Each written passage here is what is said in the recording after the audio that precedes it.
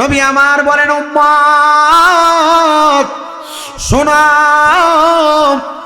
একটা মানুষ দুনিয়া থেকে ইন্তেকাল করার পরে তার জিন্দেগিটা বড় কঠিন জিন্দেগি। ওই জিন্দেগিতে কোনো মানুষ জান্নাতি হয়ে যায়, ওই জিন্দেগিতে কোনো মানুষ জাহান্নামী হয়ে যায়। আরে বাবা, জান্নাত আর জাহান্নাম অনেক পরের জায়গা। ওই জান্নাত এবং জাহান্নামের আগে আমার আল্লাহ তাআলা একটা সুন্দর পুল বানাইছে, যে পুলটার নাম হলো ফুলসেরাতের পুল। ওই ফুলসেরাত অনেক পরের জায়গা। ওই ফুলসেরাতের আগে আমার আল্লাহ পাক রব্বুল আলামিন একটা জায়গা রাখছে, মাকাম রাখছে, যে মাকামের নাম হলো মিজান। ওই মিজানের আগে আমার আল্লাহ তাআলা একটা ময়দান রাখছে, যে ময়দানটার নাম হলো হাসরের ময়দান। ওই হাসরের ময়দানের আগে আমার আল্লাহ তাআলা একটা জগৎ রাখছেন, আলম রাখছে, যে আলমটার নাম হলো আলমে বরজক। ওই বরজকের জগৎ মানে কবরের জগৎ। ওই কবরের জগতের আগে আমার আল্লাহ তাআলা একটা আলমে আমাদেরকে এখন বর্তমানে রাখছেন। এই জগৎটার নাম হলো আলমে দুনিয়া। কিন্তু আলমে বরজক এবং আলমে দুনিয়া, এই দুইটা জায়গার মাঝখানে একটা স্টেশন আছে। এই দুইটা জায়গার মাঝখানে একটা জায়গা আছে, যে জায়গাটার নাম হলো সাকরাতুল মাউত। ওই সাকরাতুল মাউতের বিছানাটা বড় মূল্যবান জায়গা। এই সাকরাতুল মাউতের বিছানার মধ্যে প্রমাণ হয়ে যাবে এই আউলিয়া বাজার এলাকার, গিলামুরা এলাকার কোন মানুষটা জান্নাতি আর কোন মানুষটা জাহান্নামী। বাবাজিরা, মরার পরে জান্নাতে যাওয়া লাগবে না। আপনি কি জান্নাতি হইয়া মরলেন না জাহান্নামী হইয়া মরলেন, মানুষ আপনার মরার সিমটমের মাধ্যমে, টেকনিকের মাধ্যমে যাই না যাবে। বলে হুজুর কেমন করে জানবেন? এ পর্দার অন্তরালের আমার আম্মুজিরা, তোমরা একটু অন্তরের কানটা লাগে শোনো গো মা। আমি চাই না গো গিলামুরার কোনো মহিলারা দুজকে যাক, আমি চাই না গিলামুরার কোনো পুরুষ মানুষ দুজকে যাক, আমি চাই সবাই আল্লাহ তাআলার জান্নাতে যাক। যদি জান্নাতে যাইতে চাও তাহলে তোমার জীবনটারে এমন ভাবে সাজাও। আল্লাহ বলে, বান্দা ইন্নাল্লাযীনা আমানু ওয়া আমিলুস সলিহাতি উলাইকা হুম খায়রুল বারিয়া, নিশ্চয় যারা ঈমান আনয়ন করে এবং নেক আমল করে, আমি আল্লাহ ঘোষণা করলাম উলাইকা হুম খায়রুল বারিয়া, এরা হইল দুনিয়ার সবচাইতে ভালো মানুষ, দুনিয়ার সবচাইতে ভালো মানুষ। ও আল্লাহ, আপনি বলেন না কোন ঈমানওয়ালা কোন আমলওয়ালা? আমরা সবাই তো সবাইকে ইমানদার দাবি করি, আমরা সবাই তো সবাইকে নামাজি দাবি করি, আমলওয়ালা দাবি করি। না না না মুসলমান, আপনি যদি ঈমানওয়ালা হন, আপনার মরণে আপনি কোনো কষ্ট পাবেন না। আপনি যদি ঈমানের দৌলতে ধনী হন, আপনার মরণে আজরাইল আপনারে কোনো কষ্ট দিবে না। বলে হুজুর কেমন করে জানতে চাই? আল্লাহর নবী রাহমাতুল লিল আলামিন নবী আমার বলেন, উম্মত শোনো শোনো, আমি নবীর উম্মতের দলেরা, দুনিয়ার জমিনে কোন মুমিন মুমিনাত, কোন মুমিন বান্দা বান্দি যখন মারা যাবে, মারা যাওয়ার আগে আমার আল্লাহ তাআলা তাদের কাছে আজরাইল আলাইহিস সালাতু ওয়াস সালামকে প্রেরণ করবে। আজরাইল আলাইহিস সালাতু ওয়াস সালাম ওই বান্দাটার সামনে যখন আসবে, একবার আসবে, আজরাইলকে ফিরাত দেওয়া হবে, বান্দার রূহ দেওয়া হবে না। আজরাইল দুইবার আসবে, বান্দার রূহ দেওয়া হবে না। তিনবার আসবে, বান্দার রূহ দেওয়া হবে না। চারবার আসবে, বান্দার রূহ দেওয়া হবে না। বলে কেন কেন কেন বান্দার রূহ দেওয়া হবে না? আজরাইলকে জবাব দেওয়া হবে, আজরাইল সর্বপ্রথম আপনি আমি যদি মুমিন হই, ইমানদার হই, নামাজি হই, মুত্তাকি হই, সালেহ হই, আবেদ হই, আজরাইল আপনার আমার বুকটার মধ্যে থাবা দিয়ে রূহ নেওয়ার চেষ্টা করবে। কিন্তু এই বুকের মধ্যে থেকে জবাব আসবে, আজরাইল, হে আজরাইল, বান্দার রূহটা তুমি বুক দিয়া কবজ করতে পারবা না। বলে কেন কেন পারবো না? বলে বান্দার বুকের মধ্যে আল্লাহ নবীর ভালোবাসা আছে, মোহাব্বত আছে, এই জন্য বান্দার রূহ তুমি কবজ করতে পারবা না। হঠাৎ আজরাইল আসিয়া যেদিন নিতে পারে তুলিয়া, কিসের আশায় রইলা রে মন কবরকে ভুলিয়া, হায়রে কিসের আশায় রইলি রে মন মরণকে ভুলিয়া। হঠাৎ আজরাইল আসিয়া যেদিন নিবে তোরে তুলিয়া কিসের আশায় রইলি রে মন মালিকি রে বলিয়া রে মন মালিকি রে বলিয়া মাটির বাড়ি মাটির ঘর থাকবে যেদিন পড়িয়া একলা একা যাইবা তুমি কবরেতে চলিয়া ভাই বেড়াদারে বন্ধু বান্ধব ভাই বেড়াদারে বন্ধু বান্ধব রেখে আসবে চলিয়া কিসের আশায় রইলি রে মন মালিকি রে বলিয়া রে মন মালিকি রে বলিয়া হঠাৎ আজরাইল আসিয়া যেদিন নিতে পারে তুলিয়া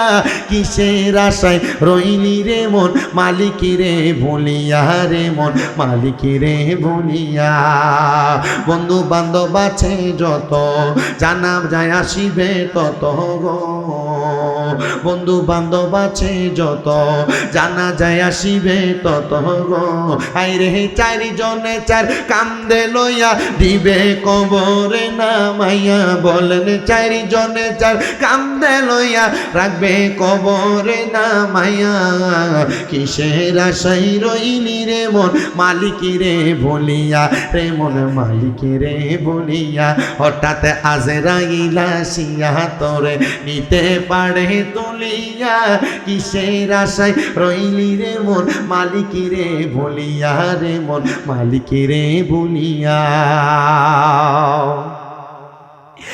এ গিলামুরার মুসলমান যখন রুহুটা নেওয়ার চেষ্টা করবে বুকুর মধ্যে থেকে জবাব দিবে আজরাইল বান্দার বুক দিয়া তুমি রুহু নিতে পারবা না বলে কেন কেন কেন বলে বান্দার বুকের মধ্যে আল্লাহ নবীর প্রতি মুহাব্বত আছে প্রেম আছে এই জন্য বান্দার রুহুটা নেওয়া যাবে না আজরাইল ফিরে যাবে আমার আল্লাহ তাআলা আমার আজরাইলকে পাঠাইবে রে আজরাইল তোমার নাম না মালাকুল মাউত তুমি তো মৃত্যুর ফেরেশতা যাও যাও যাও বান্দার রুহুটা কবজ করো আজরাইল আইসা বান্দার রুহুটা নেওয়ার জন্য যখন চেষ্টা করবে বিবাদ শিকার নূর বান্দার চেহারা নূরানি চেহারা ওই চেহারার মধ্যে খাপড়ি দিয়া যখন ধরবে রুহু নেওয়ার জন্য বান্দার কপালের মধ্য থেকে দুইজন ফেরেশতা দাঁড়ায়া যাবে রে আজরাইল বান্দার কপাল দিয়া রুহু কবজ করা যাবে না বলে কারণটা কি কেন রুহু কবজ করা যাবে না বলে বান্দা কপাল দিয়া 5 ওয়াক্ত নামাজের সাজদা দিছে এই বান্দার কপালের মধ্যে নামাজের নূর আছে এই বান্দার কপাল দিয়া রুহু বাহির করতে পারবা না এরে মুসলমান এ পর্দার অন্তরালের মা বোনেরা শীতকে ভয় পায়া কম্বলের নিচে যারা সকালবেলা ঘুমিয়ে থাকো এ মুরব্বী বাবা চাদর মোড়া দিয়া যারা যারা ঘুমিয়ে থাকো ঠান্ডার কারণে পানি যারা লাগাইতে পারো না লাগাইতে চাও না মনে রাখবারে এই নামাজ তোমার কবরের কঠিন আযাব থেকে নামাজ তোমার মরণের সময় যন্ত্রণা থেকে শাস্তি থেকে তোমারে মুক্তি দান করবে বলে হুজুর কেন হ্যাঁ রে হ্যাঁ শুধু কবরে না এই নামাজ আপনারে আমারে দুনিয়া এবং আখিরাতে মুক্তি নসিব করবে তিরমিজি শরীফের দরজ যখন আমাদেরকে কুমিল্লা আলিয়া মাদ্রাসায় আমাদের হেড মুহাদ্দিস আল্লামা আব্দুর রাজ্জাক মাদ্দাজিল্লাহুল আলী হুজুর আমাদেরকে দিতেছিলেন হুজুর আমাদেরকে কিতাবুস সালাত অধ্যায় একটা হাদিস নোট করে পড়াইছেন হুজুর বলে বাবা শুনো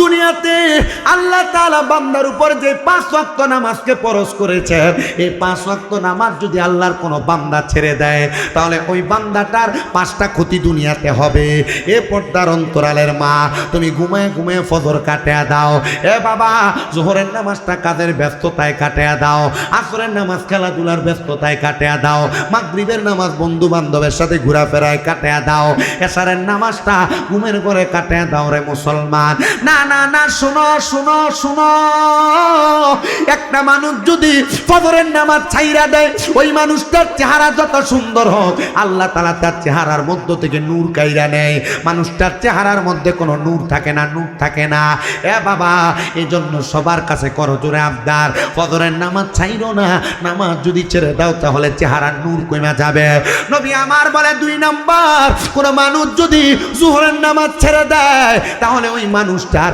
রিজিকের মধ্য থেকে বরকত চলে যাবে দেখবেন লাখ লাখ টাকা কামাই করে কিন্তু তার ঘরে শান্তি নাই কোটি কোটি টাকা ইনকাম করে টাকা দিয়ে কোনো শান্তি নাই এটার কারণ অন্য কোনো কিছু না টাকা কামাই করে কথা সত্য, কিন্তু এই টাকার বরকত সে পায় না, রিজিকের বরকতের কারণটা কি? একটাই মাত্র কারণ, কারণ বান্দা বেনামাজি নামাজ আদায় করে না। এই জন্য আমার আল্লাহ তাআলা বান্দার মধ্য থেকে নামাজের নূর নেয়ার কারণে আল্লাহ তাআলা বান্দার কাছ থেকে, বান্দার চেহারা থেকে নূর উঠে নেয়, বান্দার রিজিকের মধ্য থেকে বরকত উঠে নেয়। ইয়া রাসূলুল্লাহ নবী, ও মায়ের নবী, রাহমাতুল লিল আলামিন নবী, আর কি সমস্যা হয় আপনি নবী বলেন না? নবী আমার বলেন, যেই ব্যক্তি আসরের নামাজ ছেড়ে দেয়, নবী জানায়া দেয় উম্মত, ওই ব্যক্তির শরীরের শক্তি কমে যায়, শরীরের শক্তি কমে যায়, বল কমে যায়। মুসলমান সবার কাছে করজোরে আবদার রাখি, আমার বাবাজিরা, আপনি যা করেন আর না করেন, নামাজ কাজা করেন না, নামাজটা ছাইরেন না। আসরের নামাজ আদায় না করলে শরীরের শক্তি কমে যায়, লোপ পাওয়া যায়। এবার আসেন, অনেক মানুষ কোটি কোটি টাকা, হাজার হাজার টাকা দামি বিল্ডিং বানাইছে, ওই মানুষটার থাকার মতো কোনো ব্যবস্থার অভাব নাই, কিন্তু তার ফলাফল তার কথা শোনে না, ছেলে মেয়ে তার বাধ্যগত অবাধ্য সন্তান। নবী আমার কয়, দুনিয়ার কোনো মানুষ যদি মাগরিবের নামাজ ছেড়ে দেয়, মাগরিবের নামাজ তরক করে, তাহলে তার সন্তান সন্ততি কোনো কাজে আসে না। আব্বাজি, আপনার সন্তান যে আপনার কথা শোনে না, আম্মুজি, আপনার সন্তান যে আপনার কথা শোনে না, অন্য কোনো কারণ না, আপনারা যে মাগরিবের নামাজ ছেড়ে দেয়, এটার কারণে আপনাদের সন্তান আপনাদের কথা শোনে না। আর 5 নাম্বার, কোন মানুষ যদি এশারের নামাজ ছেড়ে দেয়, দেখবেন দামি বিছানা, সুন্দর থাকার জায়গা, কিন্তু ওই মানুষটা একটু ঘুমাইতে পারে না। ডাক্তার দোকানে যাইয়া টাফনিল কিনে, মাথা ব্যথার কারণে ডাক্তার দোকানে যাইয়া ঘুমের ট্যাবলেট কিনে খায়া টাইনা ঘুমায়। কিরে বাবা, এত টাকার মালিক, আরামে কেন ঘুম হয় না? কারণ বান্দা এশারের সালাত আদায় করে না। যত বড় ধনী তত বড় বেনামাজি, বাংলাদেশের বর্তমান অবস্থা। যত বড় ধনী তত বড়, জোরে কয় না তো, যত বড় ধনী তত বড় বেনামাজি। আর মসজিদের ভিতরে সপ্তাহে একবার, মাসে একবার, বছরে একবার, বুঝু মহিলা দেখেন নাই, বেতন দেয় 6,000, বাদ ফারুক না। এর লাগে তো মাতে না, মাটির বাড়ি দিলে গুনাগার সাথে যদি কম হইতো তাহলে ঠিকটা লইয়া ফল লইলে, মানে এই জাতের সব আছে। শুক্রবারে মসজিদে যা, ইমাম সাহেব 1 মিনিট যদি দেরি হয়, আলোচনা খুতবা লম্বা হয়, বেড়া। আমি যে ওয়াজ করি আপনার কাছে ভালো লাগতেছে নি? হুদাহুদি ফার্ম দিবার লেগে এখন আমার বয়সী বহুত বক্তা আছে আপনাদের আসে, না আমি আব্বাজি, আমি ডাইনে আমি ওয়াজ করতে পারি না, যদ্দূর করি ওদ্দূর শুনেন, আমি কাউরে বহি না, আমার ওয়াজের একটা সিস্টেম আছে ধারাবাহিক। আমার অনেক একটা জানি হুজুর আছে, 2-1টা কইন কিছু কি দরকার, আমি যদি কই আমার ওয়াজ শুনবো, আমি ওয়াজ শুনি, তখন হ্যাঁ জন কইব যে সুন্নি বক্তা সব বন্ধ, তখন হ্যাঁ হিসাব করে কব, না স্বামী রেজা বালা কথা কয় না, কা বলেন না কোন হ্যাঁ বহা বই করলে মাহফিল আইব, আমি কি লেগে বকতাম, আর আমি বকতাম পারিও না, কি লেগা, মানে আমি তা কমি মাদ্রাসার হুজুর, আমার উস্তাদ দু কয়েকজন, আমি কারিয়ানা পড়ছি কমি মাদ্রাসা, আমি কারিয়ানা হেফজের 3 পারা পড়ছি কমি মাদ্রাসা, আমার তাইসিরের শিক্ষক একজন কমি মাদ্রাসা, আমার তিরমিজির একজন শিক্ষক আছে যিনি কমি মাদ্রাসা শিক্ষক। কারণ বকলে আমার এরাই কত, তুই যে আমার কাছে ফরজ, তুই ফইরা যায় তো আমরা গালাগালি করবি, হুজুর আপনি আমার একটা গালাগালি দেন, আমি 9 বছর ওয়াজ করি, আমার একটা বহাবই নাই, কে লেগে হুজুর আপনি কি মুনাফিক নাকি? না, সব বক্তারাই যদি বহাবই করে, আমার ওয়াজ দিয়া এরারে আমি আমার সাথে আনবো কেন? কথা কি বুঝতে পারতেছেন? তুই ঠিক কম কইস, তোর আওয়াজ বেশি, অন্যরা কইেন, আপনারা কইেন, অসুবিধা নেই, এর গলাটা মাইকের মতো। আমাদের দরকার হচ্ছে আমাদের জীবনকে আগে নিজের বালাটা দুনিয়ার ভাগ হলেও বোঝে না, নিজের বালাটা দুনিয়ার ভাগ হলেও, ধরে কর না ভাগ হলেও, কারণ পাগলে বুঝে যে আপনি আপনার ভালোটা কেন বুঝেন না? আপনার চেহারা সুন্দর, দেখতে ভালোই লাগে, কিন্তু নুন নাই চেহারাতে, মায়া নাই আর কি। কেন গেছে? কোন নামাজ ছেড়ে দেওয়ার কারণে? ফজর। কথা কন না, কোন নামাজ? আপনি লাখ লাখ টাকা কামাই করেন, টেহা কামাই করে কোনো বরকত নাই, কেন গেছে? জোহর। জোরে কন না, কোন নামাজ? আপনার দেখতে একবার মোটা কাটা শরীর স্বাস্থ্য, কিন্তু ঢুলে ঢুলে পরে, সোজা হয়ে দাঁড়াইতে পারে না, শক্তি কমে গেছে কেন? আসর ছেড়ে দিছে। জি ফুতের অভাব নাই, কিন্তু ফুতে কথা শোনে না, সব দেয়, যখন যা চাই সব দেয়, কিন্তু ফুতের কয় বাবারে খেরের ফোজার একটু এনাই না দিতে পারতাম না। কোন নামাজ? মাগরিবের নামাজ। এ ঘুমায়, ঘুমের ট্যাবলেট কিনা ডাক্তার দোকানে চিনি এরা ঘুমের ট্যাবলেট খায় ঘুমা, কথা কয় না। তবে আবার বাংলাদেশে এমন অবস্থা আবার আরেকটা একটু খারাপের দিকে আছে, ঘুমের ট্যাবলেট খায় ঘুমা না, ঘুমের ট্যাবলেট খায় ফ্যানটা না কিতা কিতা আছে এদিকে নেশা করে, আছে না? আপনার বড়ি বড়ি ট্যাবলেট দেখে নেশা করে। এসারে নামাজ চলে যায়, এসারে নামাজ ছেড়ে দেওয়ার কারণে ঘুমের শান্তি চলে যায়। আপনাদের কি কষ্ট হইতাছে? এবার আপনারা বলেন, আমরা জীবনটারে পরিবর্তন করবার লাগে আমরা এই নামাজমুখী হওয়ার দরকার আসেনি? এটা তো এনে না, এরপরে তো খবর নাই, এরপরে আর মন থাকতো না। পাগল হাসানে লিখছিল, আল্লাহ রাইত হইলে ডরাই, রাইত পোহাইলে ডর, বয়স কলি বইলা যায়, দিনে রাইতে তোমার বান্দার কলবে যেন পায় আল্লাহ, দিনে রাইতে তোমার বান্দার কলবে যেন পায় আল্লাহ, রাইত হইলে ডরাই, রাইত পোহাইলে ডর, বয়স কলি বইলা যায়। আল্লাহ আমি সৃষ্টি তুমি স্রষ্টা, আমার কিবা সাধ্য, যখন তখন উইরা যাইতে জীবের জীবন বাধ্য, হার হামেশা প্রতিপাদ্য তোমার গুণ গায় আল্লাহ, হার হামেশা প্রতিপাদ্য তোমার গুণ গায় আল্লাহ, রাইত হইলে ডরাই, রাইত পোহাইলে ডর, বয়স কলি বইলা যায়। আল্লাহ কর্মগুণে মর্ম ফলে অসার কার্য করি, রসরঙ্গে বাইতে আইলাম অতুল গাঙ্গে তরি, কর্মগুণে মর্ম ফলে অসার কার্য করি, রসরঙ্গে বাইতে আইলাম অতুল গাঙ্গে তরি, পার ফিরা কুল ফিরাও দয়াল কান্ডারি, পারের মালিক সায় আল্লাহ, কুল ফিরাও পারের কান্ডারি, দয়াল মালিক সায় আল্লাহ, রাইত হইলে ডরাই, রাইত পোহাইলে ডর, বয়স কলি বইলা যায়। আল্লাহ আমরা গুনাহগারেরা তোমার দরবারে আজকে এই গিলামুরা মসজিদের পশ্চিম পাশে কন্ট্রাক্টর আব্দুর রহমান মিয়ার বাড়িতে আমরা বৈশা একটা ওয়াদা করি, আল্লাহ যখন মালাকুল মউত আজরাইল আমাদের সামনে আসবে গো, ওই আজরাইলটা আমাদের মুখটার ভিতরে থাবা নিয়ে ধরবে, আল্লাহ গো আমরা ওই কঠিন মুসিবতের মধ্যে কেমনে বাঁচবো? আল্লাহর নবী জানে যদি নামাজি হও এই কপালের মধ্যে তাইকা দুইজন ফেরেশতা বাধা দিবে রে, ফেরেশতা বাধা দিয়া বলবে যাও যাও যাও, এই বান্দার কপাল দিয়া রূহ কবজ করতে পারবা না। বলে কেন রে, কেন পারবো না?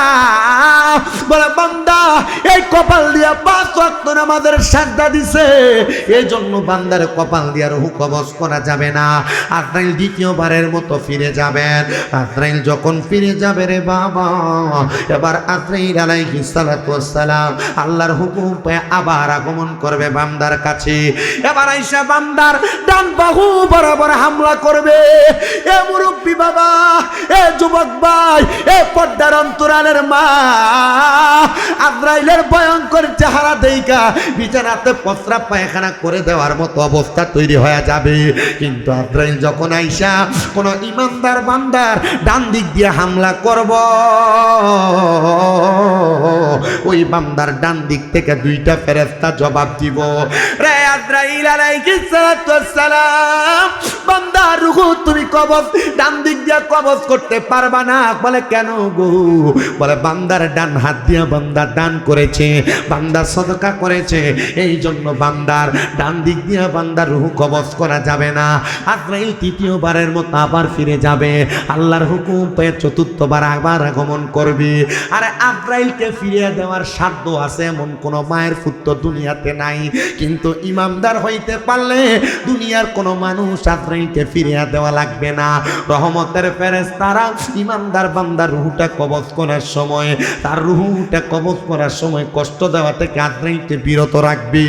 4র্থ এবার আজরাইল আইসা একটা বান্দার সামনে যখন দাঁড়াইব, বান্দার ডান বাহু থেকে জবাব দিবে, এ আজরাইল, বান্দার বাম দিক দিয়ে রুহু কবজ করা যাবে না। বলে কেন রুহু কবজ করা যাবে না? বান্দার বাম দিক দিয়া তার মা বাবার খেদমত বিরাজমান আছে, এই জন্য বান্দার বাম দিক দিয়া রুহু কবজ করা যাবে না। বন্ধুরে আমার, এবার আজরাইল আমার আল্লাহর কাছে অনুমতি চাইবে, ও আল্লাহ গো, তোমার বান্দার রূহ তো কোনো দিক দিয়ে কবজ করা যায় না। আল্লাহ তাআলার পক্ষ থেকে জবাব আসবে, এ বান্দা, রূহটা কেন কবজ করবা, কেমনে কবজ করবা? এই বান্দা জবান দিয়া কালেমা পড়ছে, লা ইলাহা ইল্লাল্লাহ ফাদাখালাল জান্নাহ, জবান দিয়ে এই কালেমা পড়ার কারণে বান্দা জান্নাতে যাবে। জান্নাতি বান্দা কোনো অস্বাভাবিক মরণের মধ্যে পড়বে না, জান্নাতি বান্দা বড় আরামের মরণ মরবে, জান্নাতি বান্দা মরণের কষ্ট টের পাবে না, জান্নাতি বান্দা মরার সময় আঘাতপ্রাপ্ত হবে না। ইয়া রাসূলুল্লাহ, নবী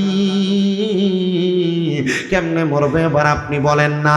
আমার আল্লাহ বলবে, রে আজরাইল, এই বান্দার রূহটা কবজ করার আগে বান্দা যেন কষ্ট না পায়, বান্দা কালেমা পড়বে তারপর ইন্তেকাল করবে।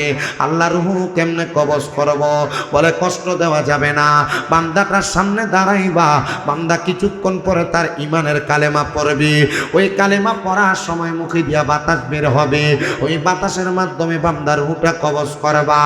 আল্লাহ তাআলা দুইজন ফেরেশতা পাঠাইবো, ওই দুইজন ফেরেশতা বান্দাটার সামনে যখন চলে আসবে, বান্দাটার সামনে দাঁড়ায়া একজন ফেরেশতা মেশকো আম্বরের আতর ছড়াইয়া দিবে, ওই বান্দা ওই মেশকো আম্বরের সুঘ্রাণে বড় বিমোহিত হয়ে যাবে।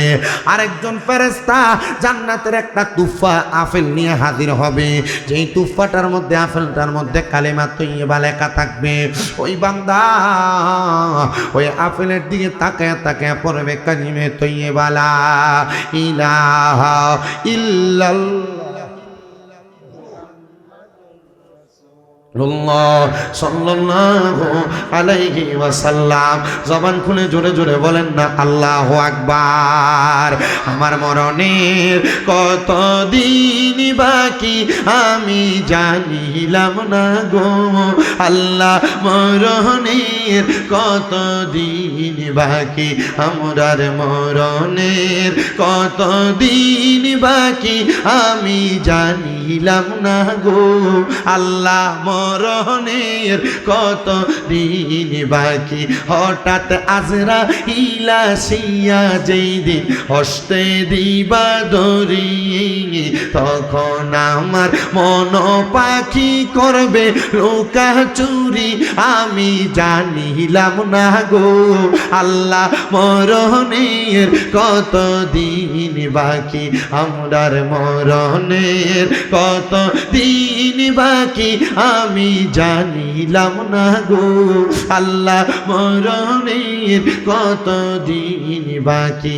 আমরার আয়াত হইল হাতে বাইরে, মত হইল পায়ে, যেই জায়গায় যার মরণ লেখা সেই জায়গায় সে মরে আমি বুঝিলাম না গো আল্লাহ, মরণের কত দিন বাকি, আমরার মরণের কত দিন বাকি আমরা জানিলাম না গো আল্লাহ, মরণের কত দিন বাকি। দুনিয়ার মুসলমান শুনো, অন্তরের কাঁটা লাগা শোনো, ওই বান্দা যখন কালিমা পড়বে রে বাবা, ওই কালিমা পড়ার সময় আজরাইল আলাইহিস সালাতু ওয়াস সালাম বান্দার রূহটা কবজ করবে। তাফসীরে ইবনে কাসিরের লেখক তিনি সুন্দর করে ওনার কিতাবের প্রারম্ভিকার শুরুর দিক দিয়ে লিখতেছে, ওই বান্দাটা এমন ভাবে মারা যাবে, একটা দুধের বাচ্চা রুহুটা ঘুম থেকে জাগ্রত হওয়ার পরে দুধের জন্য যেমন ভাবে কান্না করলে মা জননী মুখের মধ্যে দুগ্ধ দিয়া বাচ্চাটার মাথার মধ্যে হাত বুলিয়ে দেয় আর ওই বাচ্চাটা আরামসে ঘুমায়া যায়। কোন মুমিন বান্দা, নামাজি বান্দা, মুত্তাকি বান্দা, ফরেজগার বান্দা, মা বাবার খেদমত করনেওয়ালা বান্দা, পর্দাশীল মহিলা, স্বামীর খেদমত করনেওয়ালা মহিলারা এমন ভাবে ঘুমায়া যাবে, মরার কষ্ট টের পাবে না। ও বাবা, এটা তো মাত্র আপনার সাকরাতুল মাউতের বিছানা। কবর অনেক পরে, কবরে কিন্তু আপনার রুহুকে রাখবে না, কবরে রাখবে আপনার দেহটারে, খাঁচাটারে। আপনার রুহুটা আজরাইল আলাইহিস সালাতু ওয়াস সালাম নিয়ে যাবে। বাবারে, ইমানদার হইলে কত লাভ, নামাজি হইলে কত লাভ, রোজাদার হইলে কত লাভ, হজ যাকাতকারী দান সদকা করিনা মানুষ হইলে কত লাভ, ওয়াজ মাহফিল শুনলে কত লাভ। আল্লাহ তাআলা কত ইমানদার বান্দাদেরকে পুরস্কার দিবে। আমি সেই কথাগুলো আপনাদেরকে শোনো রে আমার বাবা। রুহুটা আজরাইল যখন নিবে, কার রুহু? ইমানদারের না বেঈমানের? জোরে কর না। বেঈমানেরটা আজকে বলা সম্ভব হবে না, ইমানদারেরটা বলা সম্ভব। ইমানদারেরটা বলবো বলে আমি আলোচনার ইতি টানবো। তবে আপনারা এখানে যারা বসছেন, এক কথা মাথায় রাখবেন, আমি আপনাদের কাছে যে কথা বলতেছি আমি কিন্তু বাইচা যেতেছি, আমি কিন্তু বাইচা যেতেছি। আমারও যদি প্রশ্ন করে তুমি কি বলছিলাম, আমি বলছি। কিন্তু আপনারা যখন ময়দানে মাশরে বলা হবে তোমার কাছে কবরে আসার, মুমিন হওয়ার দাওয়াত আসছিল, তুমি কি দাওয়াত পাইছিলা? পাইছি। তো শোনার পর আমল কেন করো নাই? দুনিয়ার ব্যস্ততা, দুনিয়ার ব্যস্ততার কারণে আপনি যখন সব কাজকে ত্যাগ কইরা ইবাদতে মনোনিবেশ করেন নাই, তখন আপনার এই দুইটা কানের মধ্যে গরম সীসা ঢালাই করে দেওয়া হবে। কি ঢালাই করে দেওয়া হবে? কাজকে যখন গরম করা হয়, কয়লা যেমন লাল হয় ঠিক এমন লাল হয়, ঠিক এমন সীসা ঢালাই করে আপনার কানকে বন্ধ করে দেওয়া হয়। মা বোন যারা শুনতেছেন সেম বিষয়। আপনারা যারা স্বামীর কথা শোনেন না, বেপরদা চলেন, আপনারা যারা জামাই বিদেশে, আপনার মোবাইলে আপনার এলাকার পর পুরুষের অনেক লোকের নাম্বার, আপনারা যারা এমন বেহায়াপনার সাথে লিপ্ত, জামাই জানেও না বাপের বাড়িতে গেছেন বইলা অন্য পুরুষদের সাথে সম্পৃক্ততা আছে আপনাদের, আল্লাহর কসম মা আপনাদের অবস্থা মনে হয়। আপনারা যারা এখানে বসছেন, আপনাদের স্ত্রী আছে, থাকার পরেও অন্যর স্ত্রীর সাথে, অথবা বিয়ে করেন নাই, অবৈধভাবে সম্পর্ক আছে, আল্লাহর কসম আপনি এটার কারণে জাহান্নামে। এমন যন্ত্রণা আপনাকেও দেওয়া হবে। আপনাদের কষ্ট হইতেছে? ওয়াজ এলাকার বহুত মানুষের গায়ে ফুটতেছে, এই ওয়াজ এলাকার বহুত মানুষের গায়ে ফুটতেছে। আপনি ঠিক কইলেও ঠিক, না কইলেও ঠিক। এ মুসলমান শুনো, দেহ কবরে চলে যাবে, রূহু আজরাইল আলাইহিস সালাতু ওয়াস সালামের কাছে থাকবে। আমাদের এলাকার এক জাতের মাছ পাওয়া যায়, যে মাছটা প্যাকের ভিতরে থাকে, হাতে ধরলে এটা পিছলিয়া জায়গা, সালি দিয়া ধরা লাগে, এটার নাম হলো বাইং মাছ। আছে না? মজাই লাগে ফেস দেবাজি করলে। ওই বাইং মাছটা যেমন পিছল, একটা মুমিনের রূহটা তেমন ভাবে আজরাইলের হাতে থাকবে না। মুমিনের রূহ আজরাইলের হাত থেকে এমন ভাবে ছটকে পিছলে পড়ে যাবে। মুমিন বান্দাটার রূহ যখন পড়ে যাবে, ওই বান্দাটার রূহটা যখন চলে যাবে, হায়রে মুসলমান, আজরাইল আলাইহিস সালাতু ওয়াস সালাম আল্লাহ তাআলার হুকুম নিয়া জান্নাতের মধ্য থেকে যাহাবি ওয়াল ফিদ্দাত, স্বর্ণ এবং রূপার দুইটা পেয়ালা নিয়ে আসবে। রূপার পেয়ালাতে যখন মুমিনের রূহ রাখবে, থাকবে না, স্বর্ণের পেয়ালাতে রাখবে, মুমিনের রূহ সেই জায়গায় থাকবে না। রূহ ডাক দিয়া বলবে, রে আজরাইল, তুমি আমার এত আস্তে আস্তে কেন নিয়ে যাও? তুমি যদি জানতা আমার আল্লাহ তাআলা আমার জন্য কত মহামূল্যবান পুরস্কার রেডি করে রাখছে, তাহলে তুমি আমার এত আস্তে আস্তে নিয়ে যাইতা না, আরো তাড়াতাড়ি আমারে নিয়ে যাইতা। আজরাইল, আমার আরো তাড়াতাড়ি নিয়ে যাও। এবার আজরাইল আলাইহিস সালাতু ওয়াস সালাম দুইজন রহমতের ফেরেশতা নিয়া মুমিন বান্দার রূহটারে হাতের মধ্যে কইরা নিয়ে যাবে প্রথম আসমানের দরজার মধ্যে, আসমানের দরজার মধ্যে একজন দুইজন না, 19 জন ফেরেশতা থাকবে ডান দিকে, 19 জন ফেরেশতা থাকবে বাম দিকে। ওই ফেরেশতারা যখন মুমিন বান্দার রূহটারে দেখবে রে বাবা, মুমিন বান্দার রূহটারে দেইখা ফেরেশতারা বলবে আহলান ওয়া সাহালান মারহাবান মারহাবান দুয়ুফুর রহমান। আল্লাহর মেহমান বলে বলে স্বাগতম জানাইবো। ইমানদারের এত দাম, নামাজীর এত দাম, ফরেজগারের এত দাম, আবেদ বান্দার এত দাম, সলে বান্দার এত দাম। শুধু স্বাগতম জানাবে না, স্বাগতম জানায়া বান্দারে জান্নাতের দিকে আহ্বান করবে। বান্দারে যখন জান্নাতের দিকে আহ্বান করবে, এর মাঝখান দিয়া বান্দার গোসল হবে, বান্দার কাফন হবে, বান্দার জানাজা হবে, বান্দার দাফন হবে। ও বাবা 10টা পুরস্কারের কথা বলছিলাম, এর মধ্যে 5টা বলছি। 1 নাম্বার হায়াতে বরকত, 2 নাম্বার রিজিকে বরকত, 3 নাম্বার আল্লাহ তাআলা বিপদ থেকে উদ্ধার করবে, 4 নাম্বার রোগ থেকে মুক্তি দান করবে, 5 নাম্বার ইমানের সাথে মরণ দান করব। ইমানের সাথে মরণ তো পায়া গেলেন, এবার মরার পরে আল্লাহর কি পুরস্কার দিবে একটু শোনেন। ইমানদার বান্দাটারে যখন কবরের মধ্যে রাখা হবে, দুনিয়ার মানুষ দেখবে 3.5 হাত মাটির কবর খুইরা মানুষটারে মাটির মধ্যে শোয়া দিছে, কিন্তু না না না, আমার নবী জানায়া দেয় উম্মত হাদিসে কুদসির মাধ্যমে আল্লাহর বাণী। নবী আমার শোনায়, কোন মুমিন যখন মারা যায়, কোন মুমিনাত নারী যখন মারা যায়, মারা যাওয়ার পরে গো যখন মানুষ তারা বিসমিল্লাহি ওয়া আলা মিল্লাতে রাসূলিল্লাহ বলে কবরে নামায়া দেয়, মানুষ দেখতে পায় তার কবরের মধ্যে মাটির মধ্যে তারা শোয়া দেয়। পুরুষ হলে 3 কাপড়, নারী হলে 5 কাপড়ে, কিন্তু কোন মুমিন বান্দার কবরটা মাটির বিছানা থাকে না। আমার আল্লাহ তাআলা 3 জন রহমতের ফেরেশতা দিয়া ওই মুমিন বান্দার কবরের মধ্যে জান্নাতের বিছানা বিছিয়ে দেয়। এ মুরব্বি বাবা, মুমিন হয়ে মরতে কি তোমার মনটা চায় না? এ যুবক ভাই, মুমিন হয়ে মরতে কি তোমার মনটা চায় না? এ পর্দার অন্তরালের মা, মুমিন হয়ে মরতে কি তোমার মনটা চায় না? যদি চায় রে বাবা, তাহলে জীবনটারে বড় সুন্দর করে সাজাও, আখিরাতের জিন্দেগিটারে সুন্দর করো। নবী আমার জানা এ মানুষ, ওই কবরে যখন তোমার মাটি দেওয়া হবে, মিনহা খলাকনাকুম ওয়া ফিহা নুঈদুকুম ওয়া মিনহা নুখরিজুকুম তারাতান উখরা। আমরার মৌলভী সাহেব হুজুররা কত সুন্দর করে এটার কত সুন্দর ব্যাখ্যার বঙ্গানুবাদ করে। আল্লাহ মাটি দিয়া বানাইছে, মাটির ভিতরে ঢুকাই বাবার মাটি থেকে বাহির করব।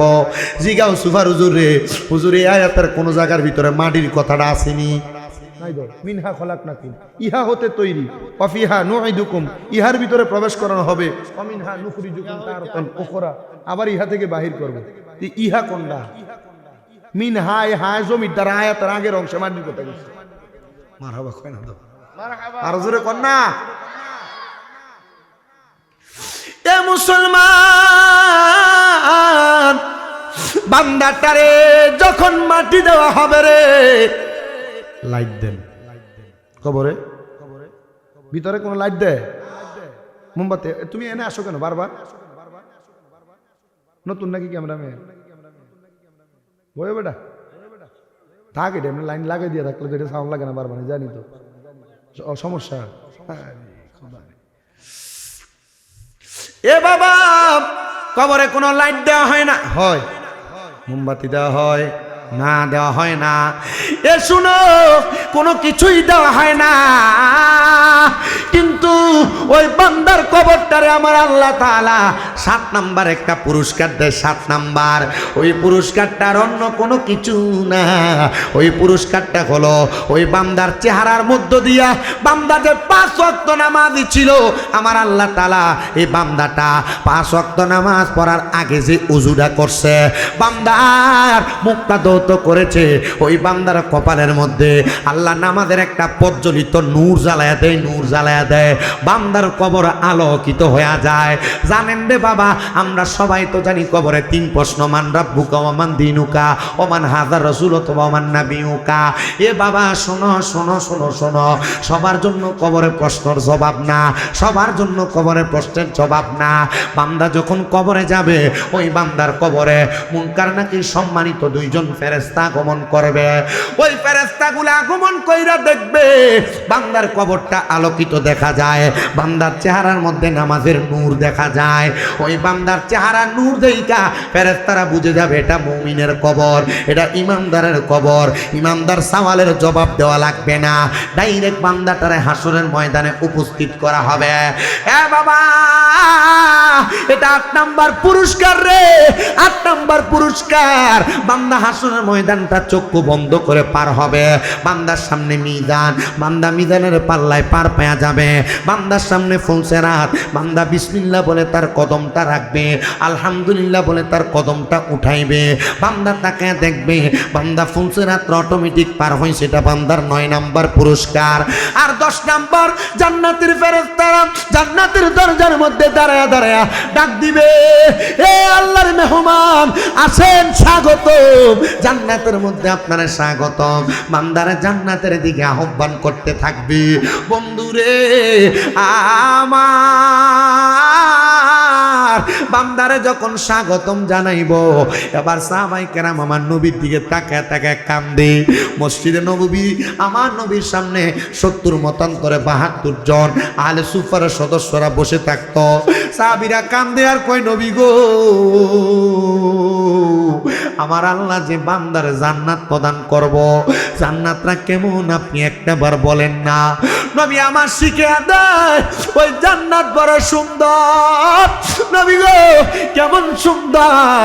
বলে জান্নাত কেমন সুন্দর জানো এবং শোনো, আল্লাহ তাআলা যে জান্নাত কোনো মুমিন নামাজি মুত্তাকিরে দান করবে, ওই জান্নাত হলো আল্লাহ তাআলা ঘোষণা করে জাযাউহুম ইনদা রাব্বিহিম, আল্লাহর পক্ষ থেকে তোমাদেরকে জাযা দেওয়া হবে। জান্নাতু আদিনিন তাজরি মিন তাহতিহাল আনহার, ওই জান্নাতটার নাম হলো জান্নাতুল আদন।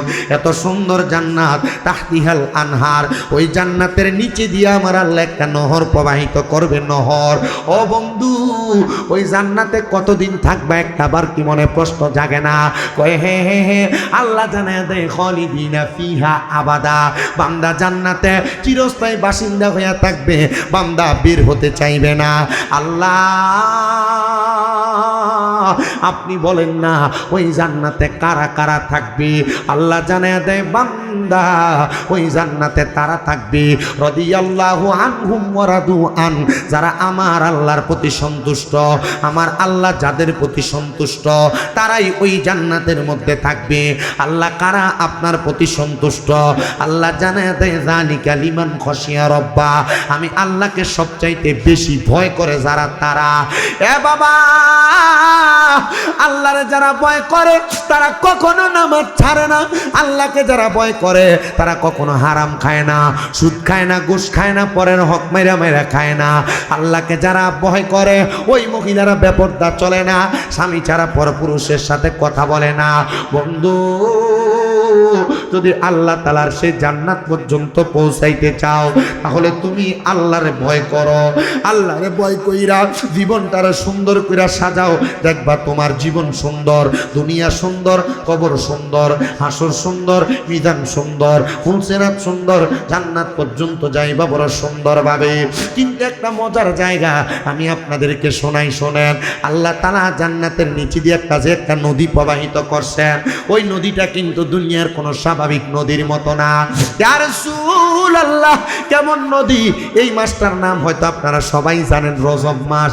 আজকে রজব মাসের দ্বিতীয় জুমার নামাজ গেছে।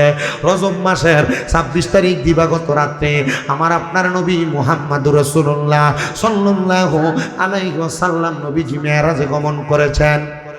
আল্লাহ তাআলা এমনি গমন করাই নাই, বারাকনা হাওলাহু লিনুরিয়াহু মিন আয়াতিনা, আল্লাহ তাআলা নিদর্শন দেখানোর জন্য আল্লাহ তাআলা ওনার হাবিবকে ঊর্ধ্ব গমন করাইছেন।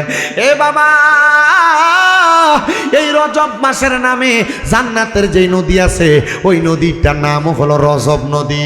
শুধু তাই না দুনিয়ার নদীতে এক প্রকারের পানি থাকে, ওই রজব নদীর মধ্যে আমার আল্লাহ তাআলা রজব লিখতে যে 4 হরফ, ওই 4 হরফের মোহাব্বতে আমার আল্লাহ 4 রকমের পানি রাখছে। 4 রকমের পানি। হুজুর কোন 4 রকমের পানি রাখছে? ওই পানি বড় স্বাদওয়ালা, ওই পানি বড় ইজ্জতওয়ালা, ওই পানি বড় সম্মানওয়ালা। ওই পানি যেই ব্যক্তি পান করে তার কোনো দিন পানির পিপাসা লাগে না। 1 নাম্বার যেই পানি রাখছে ওই পানিটার নাম হলো ইন্না আ'তাইনাকাল কাউসার। ওই পানিটার নাম হলো কাউসারের পানি। আল্লাহ তাআলা তার হাবিবকে ওই পানিটা দান করেছেন। গিলামুরের বাবা, পর্দার অন্তরালের মা, ওই পানি কি পান করতে মন চায় না গো? যেই পানি পান করলে মারে কিয়ামতের আগে আর পানির পিপাসা লাগবে না।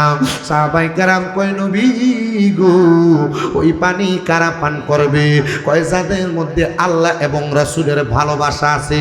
আরে আমরা সুন্নিদের একটা দোষ আছে, আমরা সুন্নিরা নাকি শুধু নবী নবী করি, আমরা সুন্নিরা নাকি শুধু নবীরে সালাম দেই, নবীরে এমন সম্মান করি, ইজ্জত করি, আমরা নাকি আল্লাহর উপরে উড়ে ফেলাই।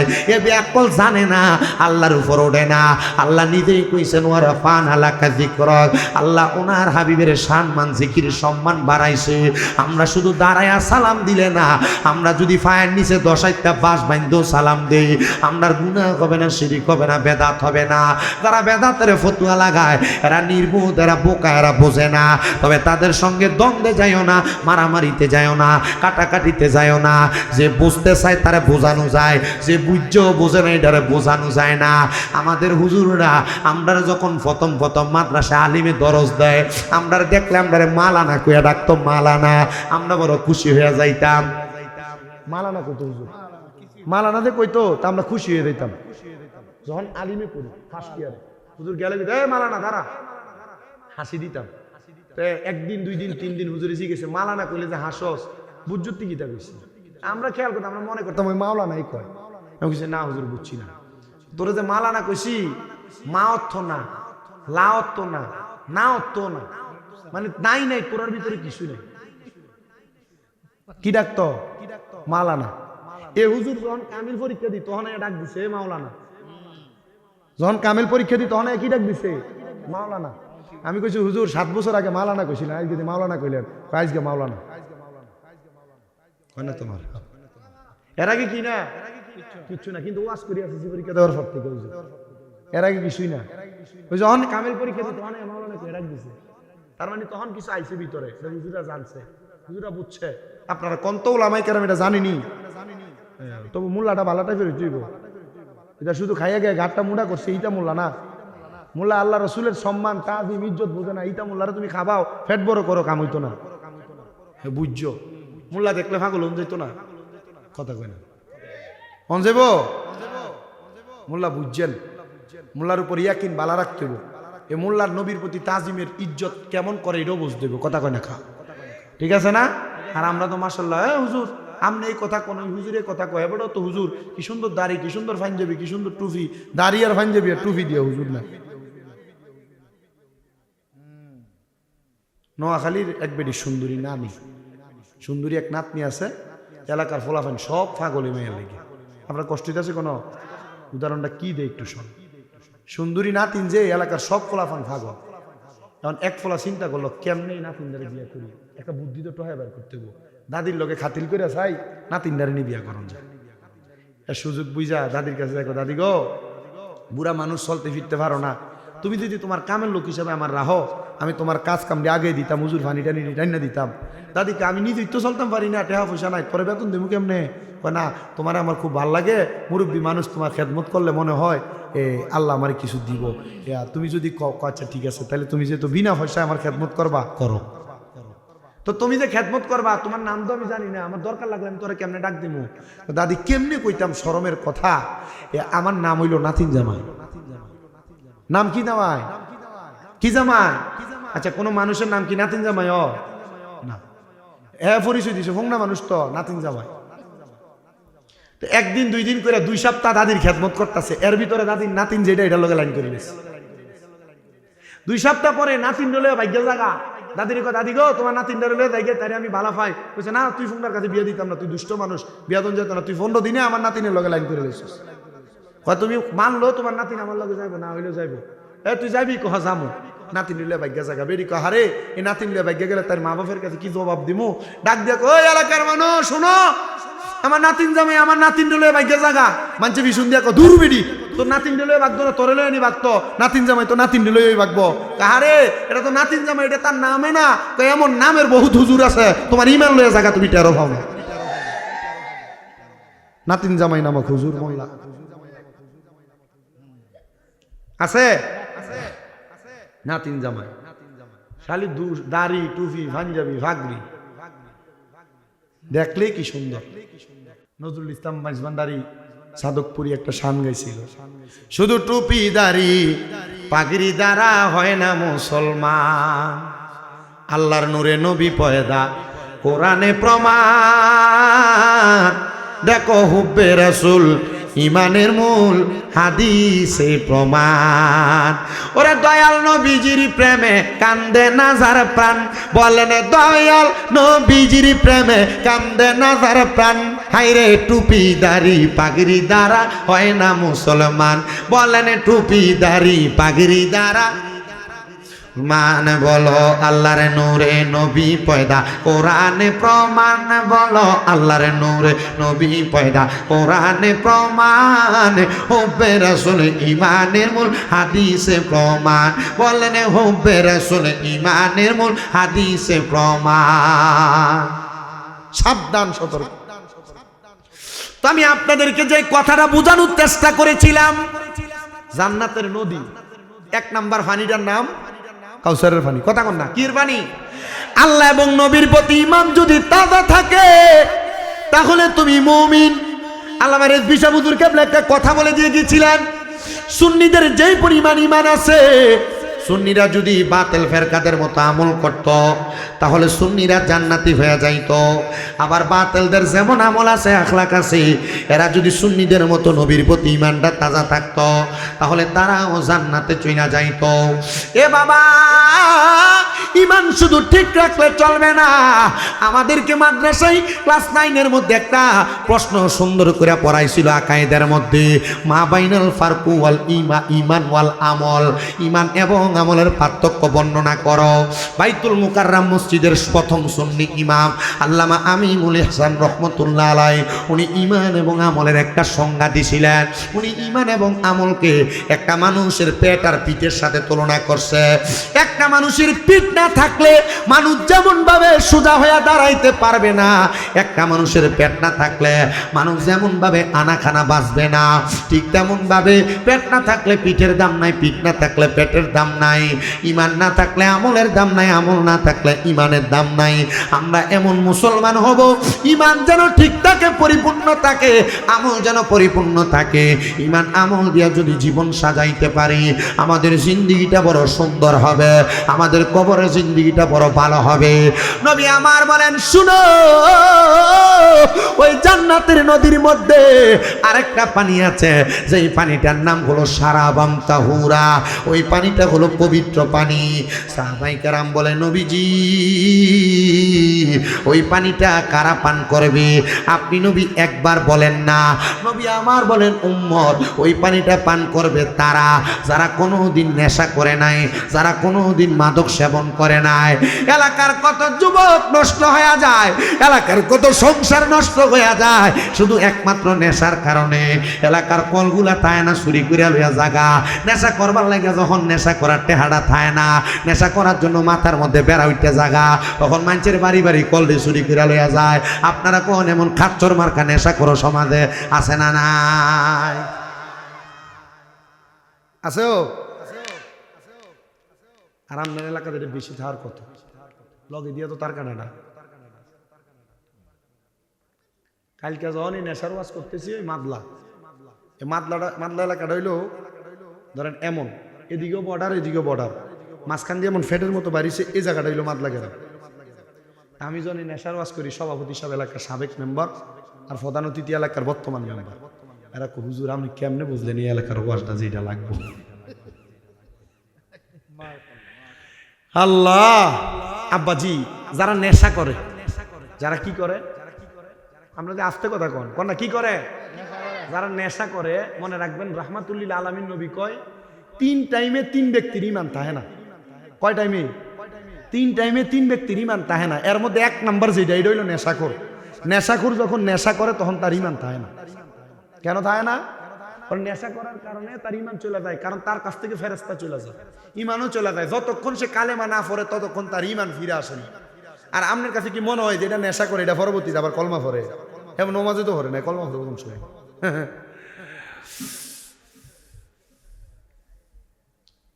শুনেন আমার ভাই বাবারা, বন্ধুরা, আর একটু মনোযোগ দেন। আল্লাহর নবী রাহমাতুল্লিল আলামিন নবী আমার বলেন 2 নাম্বার, যখন কোন চোরে চুরি করে তখন তার ঈমান থাকে না। রাস্তা দিয়ে হাইটা যাওয়ার সময় মানুষের গাছের বড়ইগুলা ধইরা রইছে, টান দিয়া মুখে দিলেন, এটা চুরি। ক্ষেতের উপর দিয়ে আসতেছেন, মানুষের গাছের মূলা খায়া ফেলা, না বইলে এটা চুরি। কাউকে না বইলা দোকানদারের দোকানের একটা মাল খায়া ফেলা, এটা চুরি। কারো জমি দখল করে, এটা চুরি। অন্যায়ভাবে কারোর মাল হরণ করে, এটা চুরি। নবী আমার বলেন গো, যখন কোন চোর চুরি করে তখন তার ঈমান থাকে না। এ বাবা গো, এ আমার এই গিলামুর এলাকার বাবারা, এই জন্য চুরি করতে সাবধান, সতর্ক, নেশা করতে সাবধান। আর 3 নাম্বার, কখন জিনাখোর যখন জিনা করে তখন তার ঈমান থাকে না, ঈমান থাকে না। ও বাবা, জিনা বলতে কি বুঝেন? শুধু নারী পুরুষ মেলামেশা করলে জিনা হয় না। আপনি চোখ দিয়া দিয়ে আরেক বেটার বইয়ের দিকে চাইছেন, আপনার চোখের জিনা হয়। আপনার কান দিয়া যে আপনারা পরনারীর গলার আওয়াজ শুনছেন, আপনার কানে জিনা হয়। আপনার মুখ দিয়া যে কোনো পরনারীর সঙ্গে কথা বলছেন, আপনার মুখের জিনা হয়। কোনো নারীর যে আপনি আপনার হাত দিয়া ধরছেন, আপনার হাতের জিনা হয়। কোনো নারীর সঙ্গে সাক্ষাৎ করার জন্য আপনি যে পা দিয়া হাইটা গেছেন, আপনার পায়ের জিনা হয়, পায়ের জিনা। এজন্য সবার কাছে বলি গো আমার আম্মুজিরা, আপনারা যদি কোনো পরপুরুষের সঙ্গে কথা বলে থাকেন, এটা আপনার কানের জিনা, মুখের জিনা। চোখ দিয়া তাকাইলে আপনার চোখের জিনা, হাত দিয়া কোনো পরপুরুষে ধরলে আপনার হাতের জিনা, পা দিয়া ওই পুরুষের সঙ্গে সাক্ষাৎ করতে গেলে আপনার পায়ের জিনা। সাবধান হইয়া যাও রে, আল্লাহর জান্নাত পাওয়া বড় সহজ, কিন্তু আমরা বাঙালি জাতিরা আল্লাহর জান্নাত পাওয়াটারে কঠিন বানায় ফেলতেছি। না না না, আমরা আল্লাহর জান্নাত পাওয়ারে কঠিন বানাতে চাই না, আমরা আল্লাহ তাআলার জান্নাতকে সহজভাবে পাইতে চাই। কথা কন্যা ঠিক না বেটি? এ মুসলমান, ওই নেশার কথা বলতেছিলাম গো। কোনো মানুষ যদি নেশা করে তাহলে আল্লাহর জান্নাতের সারা বান্তা হুরা পানি পান করতে পারবে না।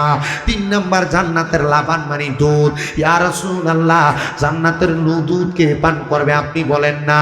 নবী আমার বলেন, ওই জান্নাতের দুধ পান করবে তারা যারা কখনো মানুষের হক মাইরা খায় নাই, মানুষের সম্পদ মাইরা খায় নাই, মানুষের জমি দখল করে নাই। এমন অনেক মানুষ আছে আপনাদের গিলামুরায়, মা বাপ মরে গেছে, বোনের হক বুঝাইয়া দেয় না। বড় ভাই মরে গেছে, ভাই ভাতিজা জমি বুঝাইয়া দেয় না। আবার এমন অনেক চোর আছে, ক্ষেতের গালা কাঁচাইতে কাঁচাইতে একাইতে লাইল দাঁড়ে, এটার একবারে 1 বিঘা হাতের বান বানাইছে। আগে লাইলি দিয়া সাইকেল চালান যাইতো, এখন মানে চাইতেও যাইতে পারে না, ফানা দিলে ডাইবা জাগা। আপনারা কোন এমন কাটিং মাস্টার এলাকার ভিতরে আছে না? না, চোর চোর আছে। আমি যখন এটা কই এবার মাথাটা লারে, হ্যাঁ বোঝা গেছে যে এবার আশেপাশে চোরের ভিতরে 2-3 জন পড়ছে। আব্দুর রহমান ভাই, ওয়াজ এটা করার কারণে কালকে কোনো মুরব্বীরা উল্টা হল্টা করবো নি, কিতাব টানছো, কিতা কওয়ার সুযোগ নেই। আপনি কইবেন, একজন যদি কয় দোহানে 10টা দুইয়া দিব, আছে না? আমি এই গত কয়দিন আগে এক এলাকায় মুরাদনগর ওয়াজ করেছি, সুদের ওয়াজ। কি ওয়াজ? সুদের ওয়াজ করনে 6-7 জন হমানি উঠে গেছে। পরের দিন কয়েছে ওয়াজ সবই ঠিক আছে, একটু মাঝে মাঝে লড়সর ওয়াজ করে। দোকানদারে কয়, হ্যাঁ লড়সর তো করবোই, তোমরা উপরে ওয়াজটা করছে, সুদের ওয়াজটা করছে, আমরা বুঝি না। বেড়া জন ধরছে আর 3-4 জন মিলা ধরছে। তো তোমার গায়ে যদি ওয়াজ করে আব্বাসি, না আমার কথা না, আমি যতগুলা কথা আমি বাংলাতে ওয়াজ করতেছি, আমি আরবিও কই না, বাংলাতে ওয়াজ করতেছি। আপনি শোনেন, বুঝেন, এই ওয়াজ আপনার গায়ে পড়তেছে, এটার কারণে আপনি আযাবের শিকার হইবেন, আপনি জ্বলবেন। কন্ট্রাক্টর সাহেব সহ যারা যারা মাহফিলটা সাজাইছে, যদি আপনি আমার এই কথাটি শুন না, যদি আপনি আপনার জীবন পরিবর্তন করেন, এই মাহফিল করে তার লাভ আছে, আর নাইলে কোনো লাভ নেই। আছে? আল্লাহ আপনার কবুল করো। ভাই বিরিয়ানি প্যাকেট হয়েছে? আপনার কি কষ্ট হইব? মোটামুটি 1.5 ঘন্টা হয়েছে। আমি আর এত বেশি ওয়াজ করি এর দূরে, যত দূর করছি এর দূরে, বুঝো আর কি করতে হবে। 1.5 ঘন্টা হয়েছে তো ভাই। আমনে না করবেন যে 1 ঘন্টা করতাম, আমার তো শুলে গুলো চলব।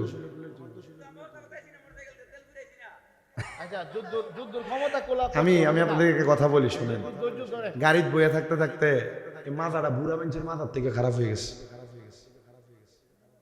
দেখতে উপর দিয়ে দেখা যাচ্ছে খাঁচাটা ঠিক আছে, কিন্তু ভিতর দিয়ে বুড়ি হয়ে গেছে। গাড়ির যে বয়ে থাকি 5 ঘন্টা 6 ঘন্টা বসে থাকেন, আপনাদের এখানে আসতে আজকে আমার 4 ঘন্টা লাগছে। 4 ঘন্টা রাস্তাঘাট অনেক খারাপ। কসবা পর্যন্ত আইসা উঠতে, বিশেষ করে এই দরকার বাজার পর্যন্ত আসতে অনেক কষ্ট হয়। যে বেটার গাড়ি লইয়া তারা আইতেই না আমরা লগে, আমরা এই গাড়ি ভাড়া দিলে আমরা এত দূর যাই, আমরা ফসাইতো না, খুব কষ্ট হয় আসতে। তবে আপনারা যদি দোয়া করেন, আমি কিন্তু এমনি মাহফিলে আসছি না, আমার আজকে মনটা বেশি খারাপ। আমার আম্মা আজকে 8 মাসের উপর অসুস্থ। কয় মাস?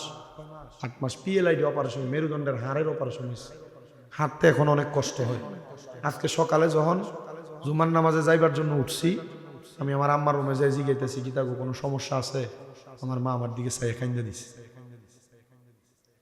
আমি সব সময় জুমার নামাজে যাওয়ার সময় আমার মা সুস্থ থাকতে, আমি ঘুম থেকে ওঠার আগে আমার আম্মা ডিম সিদ্ধ কইরা দুধ বা চা জাল দিয়া আমার মা আমার টেবিলের উপর নিয়ে রাখত। আমার মাইজকে আমার চোখের পানি ফালাই দিয়ে কাঁদতেছে, আর আমার আম্মা বল একটু পানিও খেয়ে যাইতে পারতেছ। আল্লাহর কসম, আমার আম্মা জানো সুস্থ হওয়ার পর আমাদের পরিবারটার পরিবার নেই। আমি কত বলছি, ডাক্তারেও বলছি, যদি 10-15 লাখ টাকা দিয়ে আমার আম্মারে আবার আগের মতো হাঁটাইয়া দেওয়া যায়, দেন ব্যবস্থা করে। ডাক্তার বলছে টাকা দিয়ে সব হয় না, আল্লাহ যদি চায় হাঁটবে। আমার জীবন, আমার দৈনিক রাত্রে অনেক টাকা আমার ইনকাম, আমার এই টাকা পয়সাগুলো দিয়ে আমার জীবনে প্রশান্তি নেই। আমার আম্মা অসুস্থ হওয়ার পর থেকে আমার জীবনে খুব কষ্ট। আমি খাবার খাই, মনোযোগ দিয়ে খাবার খেতে পারি না।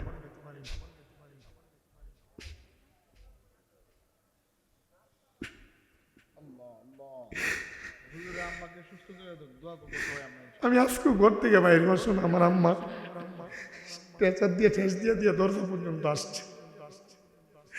আগে বাইরে আসলে আমার আম্মা গাড়ির কাছে পর্যন্ত আগে দিত।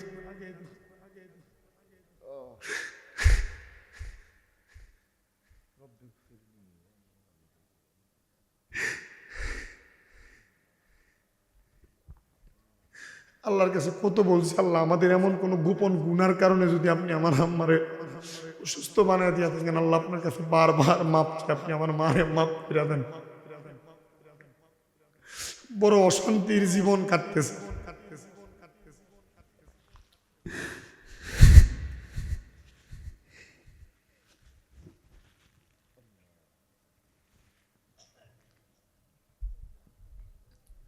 আপনাদের কাছে আমার সব ওয়াজের সর্বশেষ ওয়াজ, আপনাদের যাদের মা বাবা বেঁচে আছে, আপনার মা বাবার মতো রত্নটাকে আপনারা যত্ন করেন।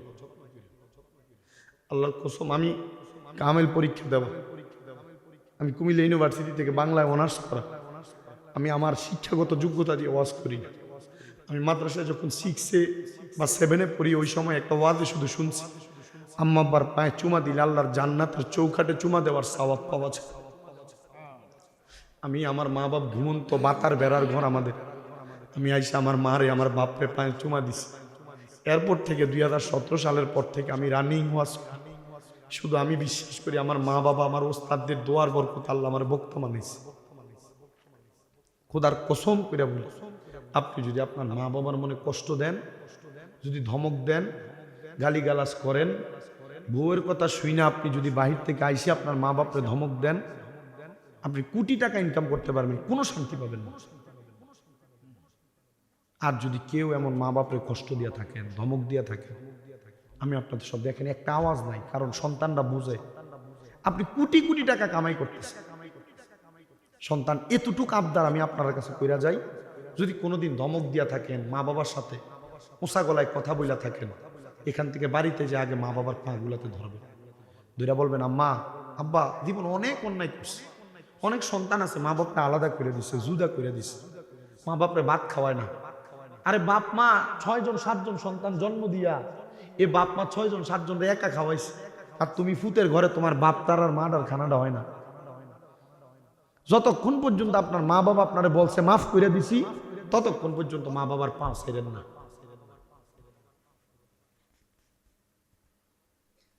অনেকে চিন্তা করে হুজুর মা বাবার পায়ে ধরলে গুনাহ হবে না, শিরিক হবে না, বেদাত হবে না? না, আম্মা আব্বার পায়ে চুমা দিলে আল্লাহ জান্নাতের চৌকাঠে চুমা দেওয়ার সালাত হবে। অনেকে তো চিন্তা করে হুজুর আব্বা আম্মা বড় কষ্ট করে আমরা মানুষ করছি, এখন টাকা আছে কিন্তু আমার মা বাপের বড় অভাব, 500 টাকা দিয়ে কিনা আম্মা আব্বারে একটা লুঙ্গি কিনা পরাইতে পারেন না বাবা কবরে, 1000 টাকা দিয়ে একটা কাপড় কিনা মারে পরাইতে পারেন না মা কবরে। এমন অনেক সন্তান আছে। আজকে আব্দুর রহমান কন্ট্রাক্টরের বাড়ির মাহফিল কবুল হবে কিনা এটার গ্যারান্টি আমিও দিতাম না, হুজুরও দিবে না, কেউ দিতে পারবে না। তবে একটা গ্যারান্টি আছে, গ্যারান্টিটা হলো আগামীকালকে যদি গিলামুরার কোনো দোহানে বইয়া দেহ কোনো মুরব্বী কয় হ্যাঁ শামীম রাজা একজন ছোট মানুষ বক্তা আইছে, তার কথা শুই না বাড়িতে যে আমার ফুতে আমার ফাউডির ধরছে, আমার ফুতে কোনোদিন আমার লগে কোনো অন্যায় করছে না, তবু আমার পা গুলাতে ধরে মাপ চাইছে, মনে করবেন মাহফিলটা কবুল হয়ে গেছে। মা বাবার পায়ে ধরতে আপনার লজ্জা লাগে, শরম লাগে? বাপের 100 টাকা দিতে বউরে জিগাইয়া দেন তুই বেটটা বেড়া।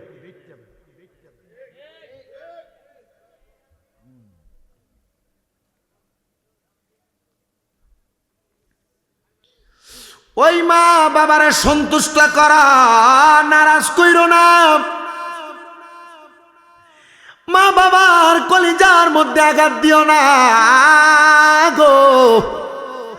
আল্লাহর নবী বলেন সাখাতুর রব্বি ফি সাখাতিল ওয়ালিদাইন, আম্মা আব্বারে অসন্তুষ্টি করলে আমার আল্লাহ তাআলা অসন্তুষ্ট হয়ে যায়। হে বাবা, দুনিয়ার কোনো মানুষের পা ধরা লাগবে না রে, ঘরে যায়া গোপনে গোপনে মা বাবার পা যদি তুমি ধরো, আর ওই মা বাবা যদি তোমার প্রতি রাজি হইয়া যায়, সন্তুষ্ট হইয়া যায়, মা বাপ যদি খুশি হইয়া যায়, আল্লাহর কসম করে বলি তোমার দুনিয়াতে তারা কি হবে, আখেরাতে তারা কি হবে। দুনিয়া উজ্জ্বল হবে, আখেরাত উজ্জ্বল হবে। আম্মা আব্বার কদমের মধ্যে লুটে পড়বা। আমি সবার কাছে করজোরে সে আবদারটা জানাই। তো যে কথাগুলো বলতেছিলাম, 3 নম্বরের পানি যেটা যদি কোনো মানুষ পরের হক হরণ করে করে খায়, তাহলে ওই মানুষ জান্নাতের দুধ পান করতে পারবে না। 4 নম্বরে আরেকটা পানি জান্নাতের মধু, ওই জান্নাতের মধু তারা পান করবে নবী গো। কারা পান করবে আপনি বলেন না, বলেন না। আমার নবী কই উম্মত ওই জান্নাতের মধু তারা পান করবে যারা কোনোদিন তাদের জবান দিয়া ফায়সা কথা বলে নাই, মিথ্যা কথা বলে নাই, তারা ওই জান্নাতের মধু পান করবে। আমাদের সমাজে অনেক মানুষ বন্ধু বান্ধব চলাফেরা করার পথে একজন আরেকজনকে গালিগালাজ করে। দেখবেন ভাই বাদার ভাই ভাতিজা চলাফেরার সময় একজন আরেকজনকে গালিগালাজ করে। না না না, এমন কর্মকাণ্ড করবেন না। এগুলা করার কারণে আপনার জীবনের মধ্যে আমল বরবাদ হবে। আপনি জান্নাতের মধু পান করা থেকে বিরত থাকবেন। এই জন্য কেউ কাউকে গালিগালাজ করবেন না। বিশেষ করে আমি আমার পর্দার অন্তরালের মা বোনদেরকে বলবো, স্বামীদেরকে আযাব গজব দিয়েন না, স্বামীদেরকে বদদোয়া দিয়েন না, গালি দিয়েন না। এগুলার কারণে আপনি জান্নাতের মধুও পান করতে পারবেন না। ও বাবাজিরা, আমি আপনাদের সান্নিধ্যে আমি আরেকটা ছোট্ট কারগুজারি ওয়াকিয়া শোনায় দেই। আল্লাহ তাআলার একজন খাস বন্ধু, যার নাম হযরতে জুনায়েদ বাগদাদি রাহমাতুল্লাহ আলাইহি, ওনার নামটা আপনারা সবাই শুনেছেন। হযরতে জুনায়েদ বাগদাদি রাহমাতুল্লাহ আলাইহি বলেন, আমি প্রত্যেক দিন আসরের নামাজ আদায় করে আমার মসজিদ থেকে বাগদাদ শহর থেকে একটু ডাইনে বামে হাঁটতাম। আমি হাঁটা চলা করে এলাকার অবস্থা দেখতাম। আমার সামনে একজন মুশরিক ছেলে আগমন করেছে ওই মুশরিক ছেলেটা আগমন কইরা আমি জুনায়েদ বাগদাদির পায়ের মধ্যে পড়ছে আমার পায়ে ধরে ডাক দিয়ে কই গো জুনায়েদ বাগদাদি আপনার কাছে আমি আমার একটা ছোট্ট আরজি জানাইতে চাই বলে বাবা তুমি কোন আরজি জানাইতে চাও হুজুর আমি কিন্তু আপনার মতো মুসলমান না আমি মুশরিক আপনি নিজেই বলেন বলে হ্যাঁ আমি আগুনের পূজা করি আমি গাছের পূজা করি আমি মাছের পূজা করি আমি মূর্তির পূজা করি আমি সূর্যের পূজা করি ইয়া জুনায়েদ বাগদাদি কিন্তু আমি গতকালকে রাত্রবেলা আমি বড় মারাত্মক একটা স্বপ্ন দেখছি জুনায়েদ বাগদাদি প্রশ্ন করে বাবা কি স্বপ্ন দেখছেন হুজুর আমি স্বপ্ন দেখেছি আমার আব্বাজান অল্প কিছুদিন আগে মারা গেছেন আমার আব্বাজান কবরের মধ্যে আমারে ডাকতেছেন আর কান্না করতেছেন কিন্তু আমার আব্বা যে আমারে ডাকে আমি দেখতেছি হাত দিয়ে ইশারা দিতেছে কিন্তু আমার আব্বা তার জবান দিয়ে আমারে ডাকতে পারতেছে না মারা গেছে বাবা কথা বলতে পারতেন কিন্তু মরার পরে উনি ছেলে স্বপ্নে দেখে যে বাপে তার হাত দিয়ে ইশারা দিয়ে ডাকে কিন্তু মুখ দিয়ে ডাকে না আমি আমার আব্বা জানের মুখের দিকে তাকাইলাম আমি তাকাইয়া দেখলাম আমার আব্বা জান আমার হাতের ইশারা দিয়ে ডাকে আমি বললাম আব্বা জান ঘুমের ঘরে আপনার স্বপ্ন দেখেছি ও বাবা গো আপনি যে আমারে নাম ধরে একটা বার ডাকেন না যে লোকটা ডাকছিল ওই সন্তানটার নামটা ধরে তার বাবা ডাকে না বলে সন্তানকে আব্বা জান আপনি একটা বার আমারে সন্তান বলে ডাক দেন না আমার আব্বা জান হা কইরা আমার আব্বা দেখাই রে সন্তান তাকে দেখো রে আমি আব্বা জানের মুখের মধ্যে জিহ্বা নাই হা করে দেখাচ্ছে জিহ্বা নাই আমার জিহ্বাটার মধ্যে আমার আল্লাহ তাআলা অর্ধেক কাইটা বাকি অর্ধেক জিহ্বার মধ্যে এমন ভাবে ফুজালি ঢুকায় রাখছে মানে গরম গরম লোহার সুই ঢুকায় রাখছে হুজুর আপনি আমার এই স্বপ্নের ব্যাখ্যাটা করেন হুজুর বলে বাবা আমি যদি তোমার স্বপ্নের ব্যাখ্যা করি তাহলে তুমি আর মুশরিক থাকবা না তুমি আর আগুনের পূজা করবা না তুমি আর গাছের পূজা করবা না সূর্যের পূজা করবা না বলে হুজুর বলেন না আমারে ব্যাখ্যাটা বলে বাবা চলো আমার সাথে আমার ঘরের সামনে চলো হযরতে জুনায়েদ বাগদাদী রাহমাতুল্লাহ আলাইহি ওনার ঘরের সামনে যাইয়া নীরলে নীরলে বৈশা জিজ্ঞাসা করে বাবা তোমার বাবার একটা বদ খাসিয়তের কথা বলো অথবা কয়েকটা বদ খাসিয়তের কথা বলো ছেলে ডাক দিয়ে বলে হুজুর আমার আব্বা যখন উগ্র হয়ে যাইতেন রাগান্বিত হয়ে যাইতেন আমার আব্বা বেশি বেশি গালি দিতেন মন্দ কথা বলতেন বাজে বাজে শব্দ ব্যবহার করতেন মানে বন্ধ কথা বলতেন বলে হ্যাঁ রে বাবা এটা আর অন্য কোনো মানি না তোমার আব্বা জান কবরের মধ্যে আযাব প্রাপ্ত হইতেছে এ বাবা তুমি কি তোমার আব্বার সে স্বভাবটাকে লালন করো নাকি মাঝে মাঝে দেখবেন বাপে উল্টা পাল্টা চলে ফুটু উল্টা পাল্টা চলে তখন মানছে কয় বাপ জমি হইছে ফুটে মনিস বলে না হুজুর জুনায়েদ বাগদাদী বলেন বাবা তুমি কি তোমার আব্বা জানের এই খাসিয়ত লালন করো হুজুর হ্যাঁ আমিও আমার আব্বা জানের মতো আমি রাগান্বিত হয়ে গেলে আমার মাথার রক্ত গরম হয়ে গেলে আমি মানুষকে গালাগালি করি মন্দ কথা বলি এ যুবক ভাই বন্ধু বান্ধব চাচাবাতি যা গালাগালি খেলাধুলার মধ্যে একটু ঝগড়া খুলে গালাগালি মারামারি বন্ধ করো জাহান্নামের আগুনের কেচি দিয়া তোমার জিহ্বা কাটা হবে গরম সুই তোমার জিহ্বাতে ঢুকে দেওয়া হবে জুনায়েদ বাগদাদী বলে বাবা তোমার আব্বা জান ইঙ্গিত দিছে রে ওই গালি দেওয়ার কারণে মন্দ কথা ফায়সা কথা বলার কারণে আমার আল্লাহ তাআলা তোমার আব্বা জানের জিহ্বাতে আঘাতপ্রাপ্ত করা হচ্ছে সন্তান কান্দে আর কই হুজুর আমি এখন ওয়াদা করলাম আপনার কাছে আমি তওবা করতে চাই আর কোনোদিন আমি মন্দ কথা বলবো না গালিগালাজ করব না হুজুর আপনি এই মুহূর্তে আমার কালেমা পড়ে দেন লা ইলাহা ইল্লাল্লাহ মুহাম্মাদুর রাসূলুল্লাহ সাল্লাল্লাহু আলাইহি ওয়াসাল্লাম হুজুর জুনায়েদ বাগদাদী তারে যখন কালেমা পড়ে দিছে রে বাবা ওই সন্তান ডাক দিয়ে দিয়ে বলে, হুজুর ইসলাম ধর্ম তো শান্তির ধর্ম, ইসলাম ধর্মের মধ্যে তো শান্তি আছে। আর ইসলাম ধর্মের যিনি প্রবর্তক, ইসলাম ধর্মের যিনি খোদা, ওই খোদা তাআলা রাব্বে কারীম আল্লাহ, উনি চাইলে তো দুনিয়ার ভালোটারে খারাপ, খারাপটারে ভালো বানাইতে পারে, আযাব ওয়ালাটারে আযাব থেকে মুক্ত বানাইতে পারে। হুজুর আপনি বলেন না, আমার আব্বা যে কবরে এত কষ্ট পাইতেছে, আমার আব্বার জন্য বড় আফসোস লাগে, আমার আব্বার জন্য আমার বড় টেনশন লাগে। আমার আব্বা এত কষ্ট করে আমার লালন পালন করলো, খাওয়াইলো, পড়াইলো, আমার আব্বা যান কবরে এত কষ্ট পাবে, এটা আমি সহ্য করতে পারবো না। হুজুর এমন কোন কর্ম আছে নাকি যে কর্মের মাধ্যমে আমার আল্লাহ তাআলা আমার আব্বারে মাফ করে দিবে? বলে, তুমি এখন পর্যন্ত যত মানুষকে মন্দ কথা বলেছ, গালিগালাজ করেছ, তুমি তাদের সামনে যে তাদেরকে সালাম প্রদান করবা, বেশি বেশি করে ইজ্জত করবা, ভালো ভালো কথা তাদেরকে বলবা। হুজুর আপনি হবে? বলে, ইসলামের মধ্যে সবচাইতে উত্তম কাজ। সাহাবায়ে কেরাম আমার নবীকে প্রশ্ন করি, ইয়া রাসূলুল্লাহ আইয়ুল ইসলাম খায়রুন, ইসলামের মধ্যে উত্তম কাজ কোনটা? নবী আমার বলে, ক্বালা তুতাইমুত তাআম, অপর ব্যক্তিকে খাদ্য খাওয়ানো হলো ভালো কাজ। 2 নাম্বার ওয়া তাকরাউস সালাম, সালাম দেওয়া হলো ভালো কাজ। এ বাবা যাও, তুমি যেই মানুষগুলাকে গালি দিতা, মন্দ কথা বলতা, তুমি তাদেরকে সালাম প্রদান করো, তুমি তাদেরকে ভালো ভালো কথা বলো। ওই ছেলে বলেন, আমি যাদেরকে গালি দিতাম, মন্দ কথা বলতাম, আমি তাদের সামনে যে সালাম দিতে লাগলাম, আমি দেখলাম তারা আমার সালাম পায়া আমার টান দিয়া দিয়া তারা আমার বুকের মধ্যে নেয়। আগে গালি দিলে তারা আমার মন্দ কথা বলতো, গালি দিলে উল্টা গালি দিত। দেখবেন আপনি একজনকে একটা গালি দিলে আপনার ঘুরে 4টা-5টা বহা দেয় কি দেয় না? এ বাবা, ওই ছেলে ডাক দিয়া বলে, হুজুর জুনায়েদ বাগদাদির কথা মোতাবেক আমি যাইয়া বারবার মানুষকে সালাম দিই। যারা আমার গালির ফিডব্যাক গালি দিত, তারা আমার টান দিয়া দিয়া বুকে নেয়। আমি 1 সপ্তাহ পর্যন্ত মানুষকে সালাম বিনিময় করতে লাগলাম। হুজুর জুনায়েদ বাগদাদির কাছে জানতে চাইলাম, হুজুর আমার আব্বা জান কবরে কেমন আছে, আমার জানতে বড় ইচ্ছা হয়। হুজুর জুনায়েদ বাগদাদি তারা তালিম দিছে, তারা একটা বিষয়ের উপর মুরিদ করায় দিছে। ও বাবা, আপনারা অনেকে আছেন বিভিন্ন দরবারের বায়াত গ্রহণ করেছেন।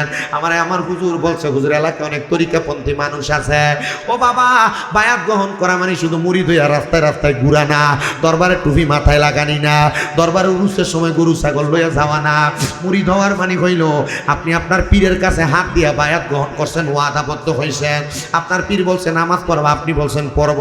আপনার পীর বলছে রোজা রাখবা, আপনি বলছেন রাখবো। আপনার পীর বলছে আপনি হারাম খাবেন না, আপনি বলছেন খাবেন না। কিন্তু আপনি কাজগুলা বেশি বেশি করেন। পীরের হুকুম যেটা মানে না, বাপ মারে যেটা মানে না, এটা হারামজাদা। পীরের হুকুম যেটা মানে না, এটার মুরিদ থাকে না, এটা মুরিদ থেকে খারিজ হয়ে যায়। এজন্য সবার কাছে আমি বারবার আবদার করি, আপনারা যদি বায়াত গ্রহণ করেন, বায়াত শব্দটার অর্থ হলো প্রতিশ্রুতিবদ্ধ হওয়া।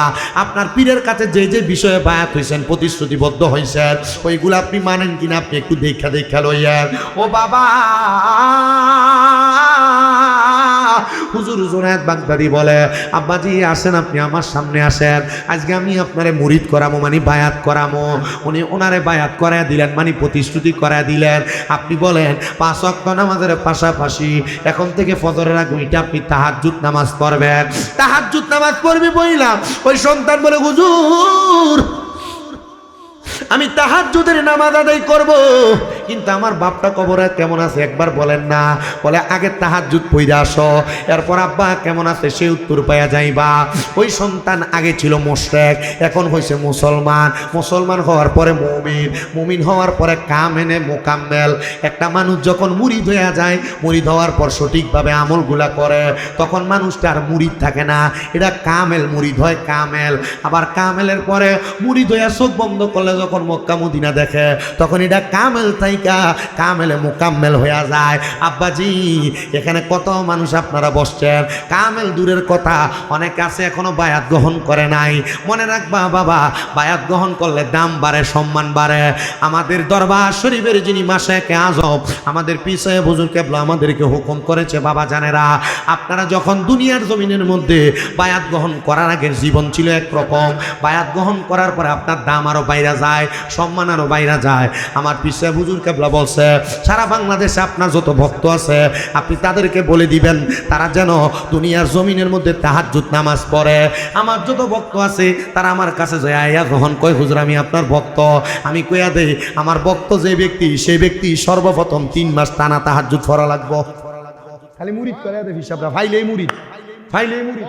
কারণ মুরিদ একটা বাড়লে 100 টাকা হাদিয়া পাচ্ছি, মুরিদ একটা বাড়লে গরু একটা দরবারে বেশি যাবো, মুরিদ একটা বাড়লে দরবারে হাদিয়া বেশি যাবো। কিন্তু মুরিদ যারা নামাজি বানান লাগবো কেমনে, ফিরে চেষ্টা নেই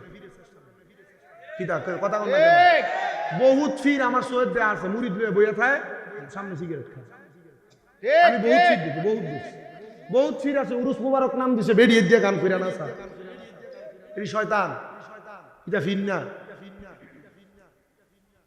হক্কানি ফিরের পক্ষে থাকেন, কাম হইব, কামালিও তর্জন হইব। এই যে আমার এই হুজুরের বাড়ি ছতুরা না, ছতুরাতে তো একজন আল্লাহর খাস অলি আছেন, খাস অলি আছেন না, কুতুবুলের সাহেব। আপনি কোন পীর ধরছেন? ইবনে মাজাহ শরীফের 303 নম্বর পৃষ্ঠা আল্লাহ নবীর হাদিস, পীর কে? ইজা রুউ যুকিরাল্লাহু আযজা ওয়া জাল্লা, যে পীরের দিকে চাইলে আল্লাহর কথা মনে হবে, এটা না পীর। কারণ পীরের মুখ থেকে সিগারেটের গন্ধ বের। কিটা আল্লাহ পণ্ডিত জোরে কোন কা যে ফির বেডিয়ে দিয়ে গান বাজনা করে, এটা উরুস মুবারকের নাম দিয়ে বেডিয়েতে দিয়ে গানের আসর বাজা, এটা মানেননি? হে কন্ট্রাক্টর চিন্তা করতেছে আরে আমার মারি লেবরি না না ঠিকই, ইতার লগে সুন্নিদের কোনো সম্পর্ক নাই। সুন্নিদেরকে যে ভণ্ড বলে এদিন কারণে কথা কন্যা কি লেগে, এই যে সুন্নি এতগুলা মাথার ভাঙছে কি লেগে ভাঙছে? আপনার কি মাথার ভাঙার পক্ষে আছিলেন? আমি আসিলাম। কি লেগে জানে? যেতলা মাজার ভাঙছে আমি খবর লয়ে দেখছি যে একটা লোক মাদ্রাসা নাই, হিসাবরা মুড়িদের টেহাডি লইছে, পকেট গরম করছে, গরু ছাগল খাইছে, ভেট্টারে মুড়া বানাইছে। যদি প্রত্যেকটা মাজারের লগে একটা একটা মাদ্রাসা থাকতো, আর মাদ্রাসাটির ভিতরে যদি 400-500 করে ছাত্র থাকতো, 400-500 ছাত্র যদি একটা একটা লাড়ি লিয়ে ধরে নি দিত ফকির হুতাইতে, তো মাথার ভাঙবি না রে টয় ভাবে এর লাগে আমি ফক্কা ছিলাম। আমি চিন্তা করছি মাথারটি না ভেঙে হিসাব দিলে যদি ইচ্ছা মতো লুঙ্গিটি তুলে বাইরে তো তুই ভালোই লইল। আপনার কাছে কি আমার ফির বিরোধী মনে হইতেছে, মাছের বিরোধী মনে হইতেছে? আমার আব্বাই মান্ডারি মুরিদ বেড়া, মুজিব বাবার মুরিদ বেড়া। আমরা করা মাজার পন্থী, কিন্তু আমরা সেজদা দই না, আমরা মাজারে তাজিম করি, সম্মান করি, জিয়ারত করি। কথা কয় না? আপনার এলাকায় এমন থাকলে আর কেউ যদি এমন ফিরে ধরে থাকেন তালাক দেন, এটা নিজেও জাহান্নামে যাবো, লগে হিসাব রাইনা লয়ে যাবো। কথা কয় না? মুরিদ বেরিয়ে বইয়ে থাকে সামনে, আসিনি এমন হিসাব আমার সামনে খারিয়া কক যে মুরিদ বেরিয়ে তুই সামনে বইয়ে থাম, যা আছে জুতা দিয়ে বাইরাম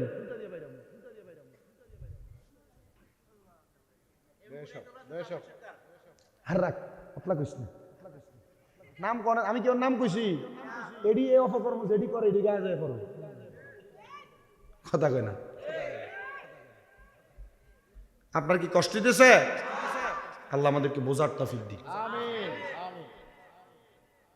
ওই ছেলে বলে হুজুর আমি তাহাজ্জুদ করব, আমার তাজিম যারা ঘরে গেছেন আমার লগে দেখা করবার লাগিয়া কইছেন যে হুজুর আপনার ভক্ত, হুজুর বহুত দিন এক লোকে ফোন দিছে, বহুত দিন ঘুরি আমার কাছে মুড়ি দিতে ঘুরি বলে। আমি কইছি তাহাজ্জুদ করেন, নিজে 5 ওয়াক্ত নামাজি হন, এরপরে দেখা করেন, এরপরে সাক্ষাৎ, আর নচেত এই জীবন জীবন না। কথা ঠিক আছে? তোই আপনি আমার ভক্ত।